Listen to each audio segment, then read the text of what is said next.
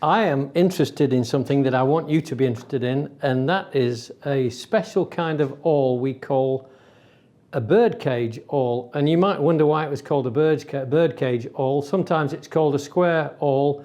Most often it will be called a square awl today, but in the past, in the history of it, that's what I want to talk just briefly to show you why it happened at that particular time. I've got 3 awls here. I've got one that is a commercially made awl. It's got 4 sides to it, which makes it square and pyramidic at the very point of it.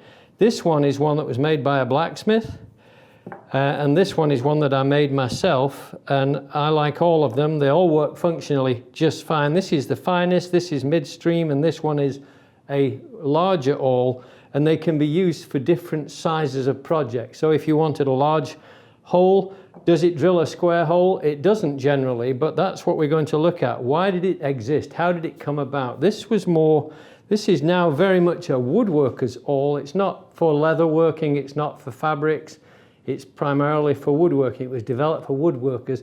It might have been developed more for woodsmen who went out in the woods, had to make cages, and they made cages to transport birds that they had caught in a trap that would be used. This awl would be used to make the trap, and then it would be used to encase the birds, take them to market, take them from market, transport them to and from different places. That's what its origin was.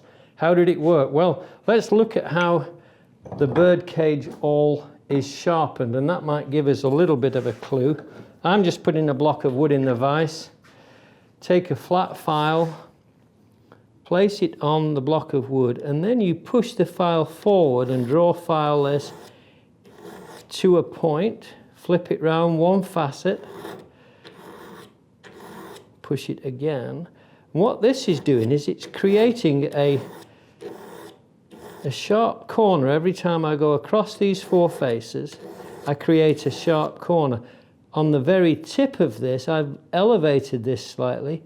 I take one small push, another small push, and another small push, until I have that pyramid point I'm really looking for. That strengthens the very tip. If I have a very long one, it tends to break off quite soon. So let's look at what this does, because this is the fascinating thing for me. With a round awl, when you put a round awl that goes to a conical point, you push it into the wood, it actually serves to separate the wood. It can separate the fibers and split them apart. But with the square awl, watch what happens.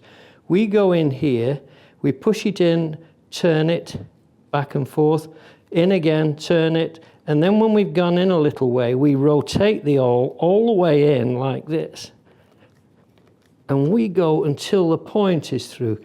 Now if I go all the way through, I want you to look at this very tip here, because right in here, on this point here, you can see the gathered fibers of wood that came from the hole. If I turn it again, fibers again, there are fibers on each corner, so in which direction I turned it, the fiber is gathered on those corners. So it's actually reaming out the walls of the hole, and this gives me a perfect 1/8 diameter hole. It's perfect for certain elements of my work where I might want to go all the way through.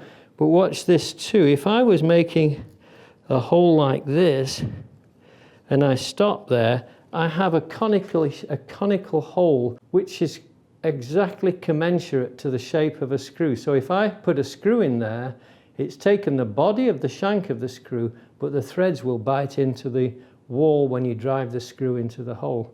It's a perfect combination of woodworking and a woodworker's tool. I love it. I wouldn't be without it. And you can make one, buy one, or whatever, but they're a wonderful tool.